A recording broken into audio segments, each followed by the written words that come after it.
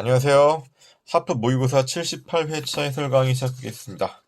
오늘 문제가 아주 어렵진 않았네요. 좀 할만했던 것 같고 좀 까다롭던 문제가 문제 9번이 관할법원 찾는 게 쉽지가 않았죠. 여러분들이 그냥 법리를 가지고 물어보면은 법조문 내용 웬만하면 맞추는데 구체적인 사실관계 사례를 가지고 물어보다 보니까 문제 9번 이번 기회에 풀어보고 나면 관할법원에 대해서 다음번에 나오면 안 틀리겠죠. 자, 문제 1번부터 보겠습니다. 행정입법의 위임에 대한 설명으로 옳지 않은 것은 동그라미 1번. 시행령의 내용이 모법의 입법 취지와 전체를 유기적, 체계적으로 보아서 이게 종합적으로 살펴본다는 뜻이죠. 모법 조항의 취지에 근거해서 이를 구체화하는 것이라면 모법에 직접 위임하는 규정이 없더라도 무효로 볼 수 없는 거죠. 이게 뭐냐면 여러분, 이 상위법이 있고 하위법이 있는데 모법, 법률 얘기하는 거죠. 법률에서 법규 명령에 위임을 할 때 정확하게 위임 규정을 주면 제일 좋거든요. 그러니까 직접 위임하는 규정이 있으면 좋은데 직접 위임하는 규정이 없다고 할지라도 전체적으로 살펴서 위임의 취지를 알 수 있다. 그럼 뭐 어떻게 하겠다? 위임이 있는 거로 보겠다는 얘기예요. 종합적으로 하는 키워드를 생각하시면 돼요. 동그라미 2번이요. 특권 규정에서 사용하고 있는 용어의 의미를 넘어서 위임 내용을 구체화하는 단계를 벗어나 새로운 입법을 한 것으로 볼 수 있다. 이거 용어 창조죠. 이컨대 노인복지법령에서 노인을 65세 이상이라고 규정하고 있는데 이 노인복지사업 지침에서 70세로 바꿔버렸어. 이거는 여러분 새로운 입법이죠. 그럼 위임의 한계를 넘은 것이기 때문에 당연 무효가 되는 겁니다.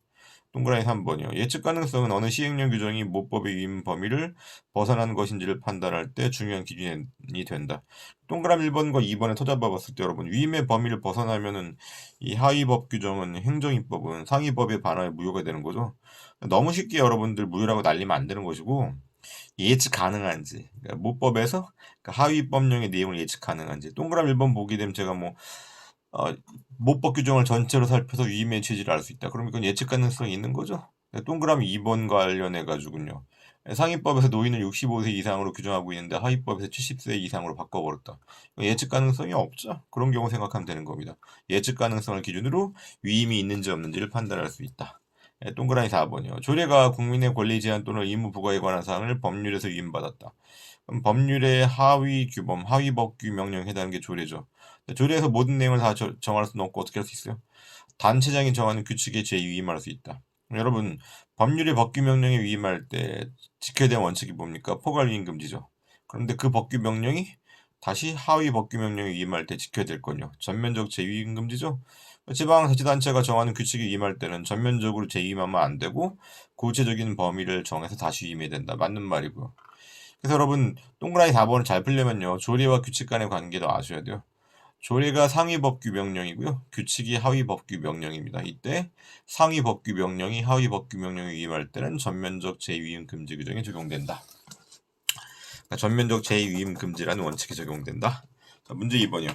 행정소송상의 행정입법 부작위에 대한 설명으로 옳지 않은 것은 동그라미 1번. 이거 왜 지 맘대로 이렇게 용어를 창조하는지 모르겠어. 행정권의 시행명령 제정 의무. 시행명령이 도대체 뭘 얘기하는 거야, 그쵸? 행정입법 제정 의무라고 이해를 하세요. 행정권의 행정입법 제정 의무는 헌법적 의무예요. 뭐냐면요. 법률에서 다 못 정하고 법률에서 위임을 한단 말이죠. 법률에서 법규 명령에 위임을 해. 그럼 법규 명령은 법률 위임받은 사항을 정해야 돼, 안 정해야 돼요? 정해야 되는 거지. 그렇기 때문에 헌법적 의무란 얘기입니다. 헌법 75조에 나왔잖아요. 헌법 75조에 보시면은 시행령에 위임할 수 있다라고 나와 있단 말이죠. 그러니까 헌법에 나와 있으니까 헌법적 의무고 만약에 법률에서 위임이 있음에도 불구하고 법규 명령에서 위임받은 내용을 정하지 않았다. 그럼 이건 진정 입법 부작위로서 위법하게 되는 거죠. 동그라미 1번 같은 경우 그냥 밑도 끝도 없이 시행명령 제정 의무라고 사실 얘기하면 안 되고 법률에 위임이 있는 경우에 행정권의 시행명령, 그러니까 시행령 제정 의무는 헌법적 의무이다. 이렇게 봐야 되는 거죠. 그러니까 시행명령이란 말이 마음에 안 들어. 이런 표현이 없거든요. 그리고 법률에 위임이 있는 경우에 이 전제가 깔려 있어야지 동그라미 1번은 정확한 질문이 되는 겁니다. 동그라미 2번. 시행명령, 행정입법을 제정할 의무가 있음에도 불구하고 제정을 거부한다. 그럼 법치행정의 원칙에 반하는 것이죠. 법률에 반하는 거니까. 동그라미 3번이요. 시행명령, 행정입법을 개정하긴 했는데 그것이 불충분 또는 불완전하다. 이거 우리가 부진정입법 부작위라고 부르는 거죠. 부진정은 말 그대로 진정이 아니라고 그렇기 때문에 이건 행정입법 부작위를 보지 않겠다. 행정입법 부작위, 그냥 행정입법 부작위라 그러면 어때요? 진정입법 부작위를 얘기하는 거죠. 진정입법 부작위는 뭡니까? 행정입법의 제정 자체가 없는 경우를 얘기해요. 답 찾는 건 쉬웠습니다. 동그라미 4번. 행정입법 부작위는 부작위, 위법확인 소송의 대상이 아니죠. 부작위, 위법확인 소송의 대상은 처분의 부작위를 얘기하는 거거든요. 그럼 행정입법 부작위, 만약에 진정입법 부작위다. 그럼 어떻게 해야 돼요? 공권력의 불행사로 보아서 헌법소원 제기가 가능하고요. 그리고 이게 행정입법 의무를 위배했으니까 이건 그 직무상 의무를 불이행한 거니까 국가배상 청구 소송도 가능합니다. 다만 부작위, 위법확인 소송은 안 된다는데요. 용어를 이렇게 지 마음대로 쓰면 안 돼. 문제 3번이요. 다음 중 판례가 하자 승기를 인정한 것은 모두 몇 개인가? 판례가 하자 승기를 인정한 거 우리가 6유형이라고 알고 있죠? 문제 3번에 보시면 제가 하자 승기가 인정되는 6유형 그래가지고 강공시, 암기, 친보요. 자, 강한 공시생은요, 암기랑 친해됩니다. 문제 3번에 해당하는 코멘트 맨 마지막에 있잖아요. 해설 맨 마지막에. 그러니까 해설 동그라미 3번 해설에서 맨 마지막에, 그러니까 4번 해설 바로 위에 있는 거예요. 하자 승기 인정되는 경우 6유형이요. 기억이요. 건물 철거 명령은 하명이고 대집행 계고 처분은 강제집행이기 때문에 이건 별개의 법률이 없고 하자 승기 안 되죠. 이는 사업 인정과 수용 직결도 별개의 법률 효과이기 때문에 안 되고 지금 공무원의 직위해제 처분과 면직 처분도 안 되고 이게 안 된다는 걸 여러분 기억하라는 얘기가 아니에요. 6가지 유형 빼놓고는 다 안 된다고요. 리을도 6가지 유형에 해당하지 않죠. 자, 미음 6가지 유형 중에서 어디에 해당합니까? 유형 2죠. 공시지가 결정과 후속 처분. 표준지 공시지가 결정과 수용 보상금에 대한 재결. 공시지가 결정과 후속 처분이고. 그러면 해설 보세요. 해설. 보시면 해설 3번에서 맨 마지막에 4번 해설 바로 위에 보시면 공시지가 결정과 후속 처분 나왔잖아요. 네, 공시지가 결정 여러분 개별 공시지가가 있고 표준지 공시지가가 있어요. 개별 공시지가 결정에 대한 후속 처분은 뭡니까? 부가 처분이에요. 표준지 공시지가 결정에 대한 후속 처분은 수용 보상금이고요. 그 내용도 구별할 수 있어야 되고. 하다승기 인정한 거는 미음 하나니까 동그라미 1번이죠. 이렇게 계속 물어보는 문제 짜증나죠. 그렇죠? 근데 시험에 출제가 되니까. 문제 4번이요. 인가에 대한 설명으로 옳지 않은 것을 고르래요. 이 인과 관련돼서 이게 문제 4번에 나와 있는 동그라미 1번부터 4번이 다 인가란 뜻이 아니라 그 실무상 인가라는 용어를 사용하는 경우를 얘기하거든요. 실무상 인가라는 용어를 사용했어도 여러분 어떤 경우가 있어요? 강학상 특허인 경우가 있죠. 대표적인 예가 뭡니까? 어, 조합 설립인가, 재개발 재건축 조합 설립인가를 얘기하는 거죠. 동그라미 2번과 3번 묶어보세요. 동그라미 3번부터 풀어보겠습니다. 도시민 주거환경 정비법상 조합 설립인가 처분. 실정법상 용어, 실무상 용어는 인가이지만 조합 설립 인가 처분은 강학상 특허예요. 계속 읽어볼게요. 법령상 요건을 갖출 경우에 도시민 주거환경 정비법상 주택 재건축 사업을 시행할 수 있는 권한을 갖는 행정 주체로서의 지위를 부여하는 설권적인 처분, 강학상 특허에 해당하는 거죠. 4번 동그라미 2번이요. 주택 재건축 조합 설립인가 강학상 특허 이후에 주택 재건축 조합 설립 결의 하자를 이유로 이른바 이름 붙임 기본행위죠. 조합 설립 인가 처분의 무효 확인을 구할 때는 직접 항고 소송의 방법으로 무효 확인을 구할 수 있죠. 무슨 뜻입니까? 조합 설립 인가 처분에 대한 무효 확인 소송을 제기할 수 있다고요. 재건축 조합 설립에 하자가 있음에도 불구하고 조합 설립 인가라는 특허가 나왔죠. 그럼 특허 사유가 없음에도 불구하고 특허를 했기 때문에 해당 특허에 하자가 있는 것이고 그 해당 특허의 하자가 무효 사유다. 그럼 무효 확인소송을 제기할 수 있습니다. 앞단 벌써 틀렸고요. 조합 설립 결의 부분에 대한 효력 유무를 민사소송으로 다툰 후 인가의 무효 확인을 구해야 된다. 틀렸다고 여러분. 동그라미 2번 관련돼서 여러분 만약에 강학상 인가에 해당한다 생각해보세요.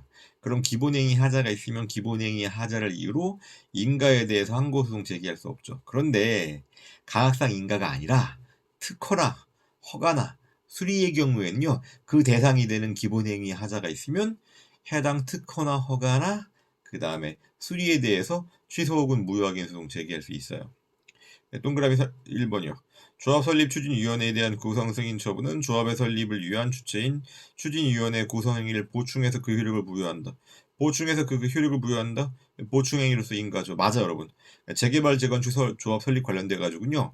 설립 인가 처분을 제외하고 나머지 다 인가라고 생각하세요. 그럼 맞습니다. 어떤 경우도 있을 수 있을까?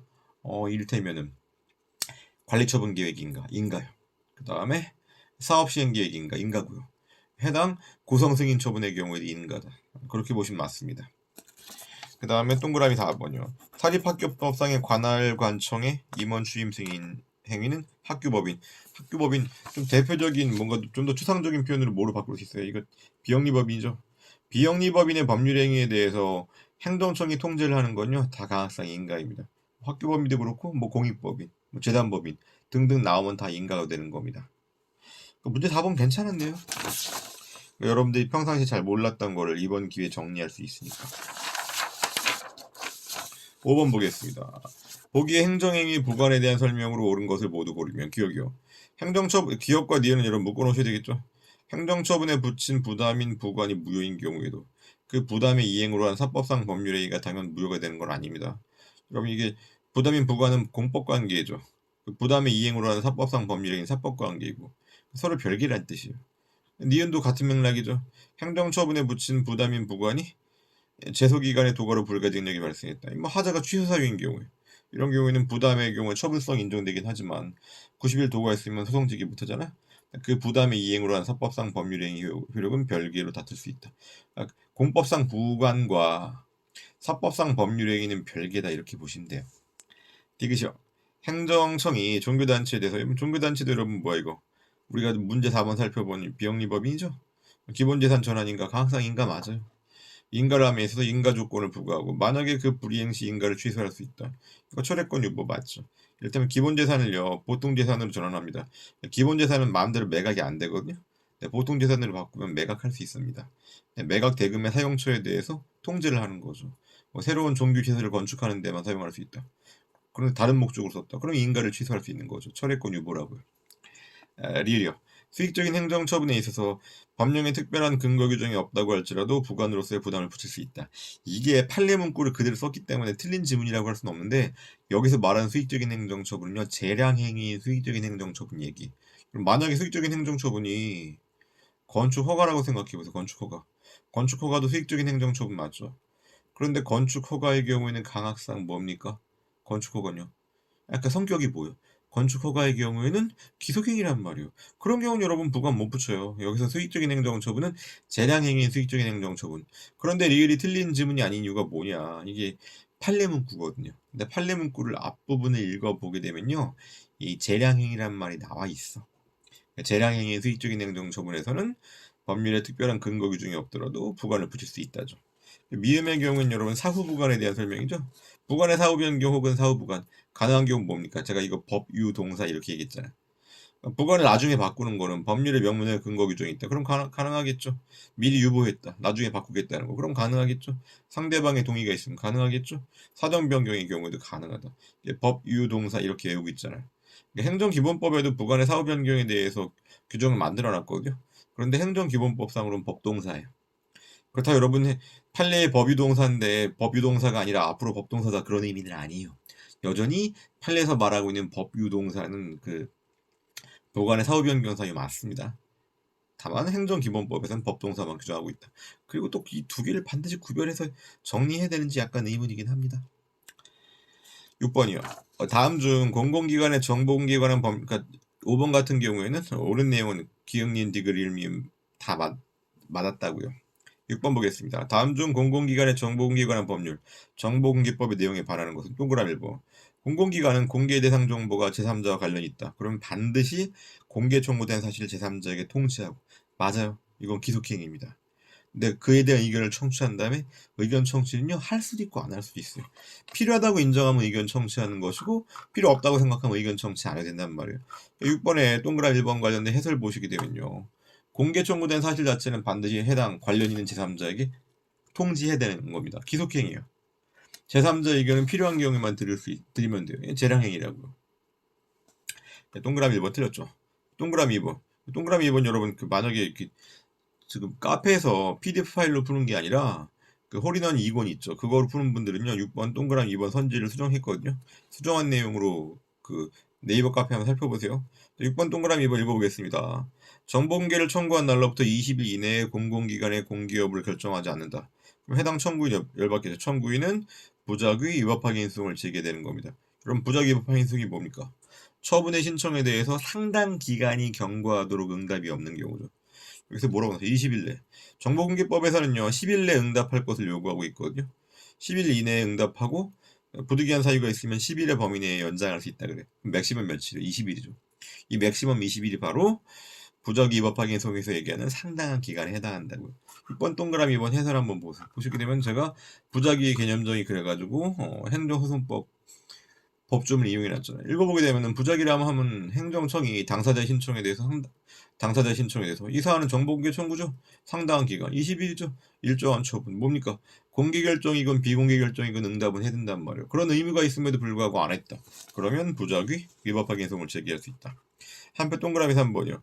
비공개 결정을 통지받은 청구인은 통지를 받은 날로부터 30일 이내 당해 공공기관에 서면으로 이의 신청할 수 있다. 맞고요, 여러분. 이의 신청 기간은요, 일반적으로 행정심판 청구 기간이나 행정소송 청구 기간보단 짧겠죠. 행정심판 청구 기간은 뭐예요? 처분이 있음을 안 날로부터 90일, 있은 날로부터 180일. 그 다음에 행정소송, 취소 소송의 청구 기간은요, 안 날 90일, 있은 날 1년이죠. 이의 신청 기간은요, 통상적으로 30일인 경우가 많아요. 그래서 비공개 결정을 통지받았으면 30일 이내에 이의 신청을 할 수 있고. 그리고 6번 동그라미 3번 관련해서 역시 이것도 한번 해설 보시게 되면요. 그 행정기본법에서도 여러분 처분에 대한 이의 신청이 신설됐잖아요. 여기서도 이의 신청 기간을 30일로 규정하고 있어요. 토지보상법의 경우에 이의 신청, 물론 토지보상법상 이의 신청은 이거 뭡니까? 그 실제는 행정심판이죠. 이 경우에도 중토위에 이의 신청하는 경우가 수용 재결을 받은 날로부터 그러니까 수용 재결의 재결서 정보 송달로부터 30일 이라고 규정하고 있어요. 그러니까 통상적으로 30일인 경우가 많습니다. 참고로 민원 처리에 관한 법률상의 거부 처분에 대한 이의 신청은 60일이고. 아, 쌤 이거 어떻게 다 외워요? 나도 여러분들 보고 외우러 강요하는 건 아니에요. 그러니까 이거는 너무 이렇게 숫자에 매몰되지 마세요. 가끔 보면 숫자가 답인 경우도 있거든요. 근데 대부분의 경우요. 숫자가 선지 중에 들어가 있어도 그 숫자는 답이 아닌 경우가 많아. 그리고 숫자가 답인 경우도 가끔 있긴 한데 그런 경우에는요. 나머지 선지 소거법으로 풀 수가 있습니다. 그러니까 숫자를 외우려고 하지 마시라고요. 그래서 이렇게 제가 문제 풀다 보면 이렇게 알려드리잖아요. 알려드린 선지 그렇구나 이 정도로 여러분 그냥 받아들이고 넘어가세요. 너무 이렇게 숫자에 대해서 올인하지 마시라고요. 예전에 저 뭐 숫자 특강 이런 것도 했었거든요. 지금 생각해보면 불필요했던 것 같아. 숫자 특강 공부하느니 다른 걸 더 공부하세요. 그 다음에 6번 동그라미 4번이요. 정보공개와 관련돼서 법률상 이익을 침해받은 청구인 또는 제3자는 청구인뿐만 아니라 누구도 제3자의 경우도 제3자도 법률상 이익을 보호받아야 될 거란 말이에요. 이의신청, 임의적 정치죠? 행정심판, 이것도 역시 임의적 정치죠? 행정소송 제기할 수 있다. 오케이. 물론 이때 행정소송이라는 건 항고소송을 얘기하는 겁니다. 7번이요. 이행강제금에 대한 설명으로 옳지 않은 것은 동그라미 1번. 이행강제금은 자기 의무 또는 부자기 의무를 불이행한 경우, 그러니까 여러분 자기 의무 위반, 부자기 의무 위반에 대해서 모두 이행강제금이 가능해요. 그 의무를 간접적으로 강제 이행시킨 수단. 이행강제금을 여러분 간접적 심리적인 강제 수단이라 얘기를 하죠. 그리고 이행강제금의 다른 이름이 집행벌이에요. 동그라미 2번이요. 이행강제금의 부과는 의무 불이행에 대한 집행벌로 가해지는 것이기 때문에 일단 여기까지는 맞죠. 뒷부분 틀렸죠. 행정절차법상 의견 청취를 거쳐야 되지. 왜? 이행강제금 부과 처분이죠? 이거 침익처분이잖아. 침익처분의 경우 사전통지랑 의견 청취 거쳐야 되잖아요. 동그라미 3번이요. 행정청은 대체적인 자기 의무 불이행에 대한 강제수단으로서 대집행과 이행강제금을 선택적으로 결정할 수 있다. 보통 어떤 식으로 많이 합니까? 먼저 이행강제금 몇 번 부과하고 그럼에도 불구하고 끝끝내 이행하지 않는다? 그러면 대집행 절차로 가는 거죠. 그 다음에 동그라미 4번이요.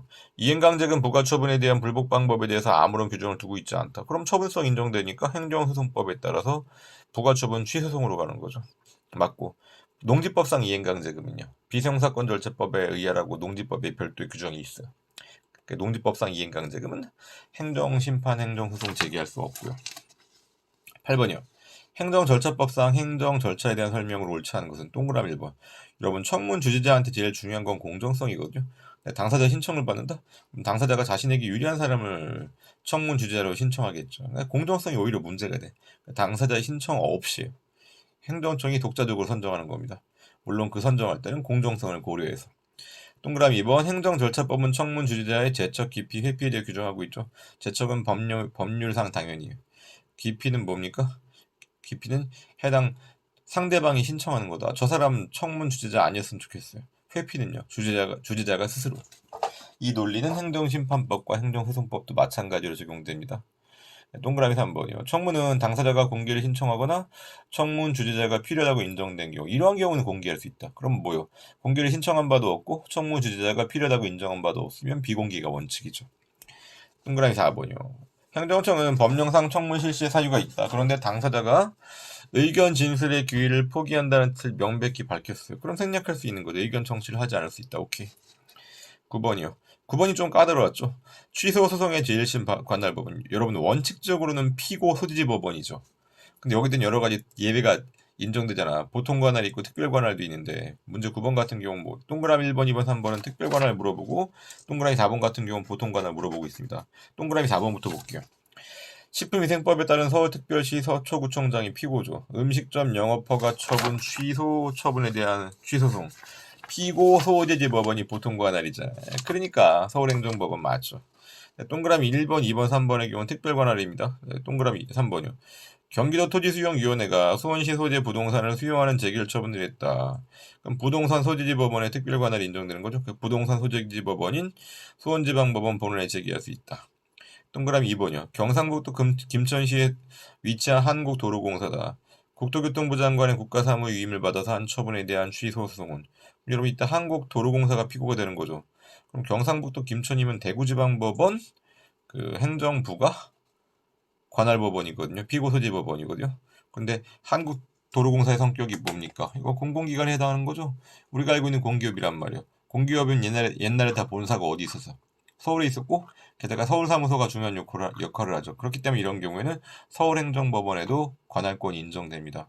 9번에 동그라미 2번 해설 보세요. 국가의 사무를 위임받은 공공단체 이런 경우에는 서울행정법원도 가능하다. 대법원 소재지를 관할하는 행정법원이 서울행정법원이잖아요. 한표 동그라미 1번이요. 세종특별자치시에 위치한 해양수산부 장관. 그럼 여러분 보통 관할은 피고 소재지법원이죠. 그럼 피고 소재지가 세종시니까 세종시를 관할하는 데는 대전지방법원 행정부거든요. 대전지방법원 행정부에 제기할 수도 있지만 이게 해양수산부는 중앙행정기관이죠. 중앙행정기관은 여전히 중요한 인적 물적 시설이 어디 남아있어? 서울에 남아있죠. 그러니까 서울에 남아있기 때문에 서울행정법원 행정부에도 제기할 수 있는 거라고요. 9번에 동그라미 2번 틀려줘. 동그라미 2번 할 수 없다 그랬으니까. 9번 같은 경우 여러분 기억하세요. 자, 피고 소재지 법원이 원칙적인 관할 법원이에요. 피고 소재지 법원. 그런데 중앙행정기관이나 그 다음에 공공단체, 공기업 얘기하는 거죠. 이 경우에는 서울행정법원에도 관할권 인정되고 그리고 부동산 사건은요. 부동산 소재지 법원에도 관할권 인정됩니다. 자, 그리고 10번 보겠습니다. 행정소송에 대한 설명으로 옳지 않은 것은 동그라미 1번. 무효화기인 소송을 제기했는데 해당 사건에서 위법성이 취소사유에 불과하대. 그럼 법원은 무효화기인 소송 무효사유가 아니다. 그럼 청구 기각합니까? 너무 가혹하죠. 이런 경우에 법원은 만약에 취소성의 요건을 충족했다. 어떤 겁니까? 제소기간 90일 이내에 제기됐고 그 다음에 만약에 세도공에 해당한다. 그러면 필요적 전치 요건도 갖췄다. 그럼 취소 판결을 해줘야 된다고요. 9번 동그라미 1번에 해설 코멘트 보세요. 보게 되면 일반적으로 행정처분에 무효 확인을 구하는 소송에서 원고가 나는 무효 확인이 아니면 죽음을 달라. 그런 말 할 리가 없겠죠. 처분의 취소를 구하지 않는다고 밝히지 않았다. 그렇다면 당연 무효가 아니라면 취소를 구하는 취지도 포함된 것으로 보아서 취소 판결 해주라고. 반대석하면 뭐요? 자, 무효 확인만 원한다. 처분의 취소를 구하지 않는다. 이렇게 쓰면 기각하겠죠. 그렇지 않다면 취소를 구하는 취지가 포함되어 있다. 여러분 여러분 연예인 중에서 그 조정석이라는 배우 있죠. 조정석 배우의 그의 아내가 배우자가 누굽니까? 거미죠, 거미. 거미 노래 중에서 명곡이 있죠. 친구라도 될 걸 그랬어.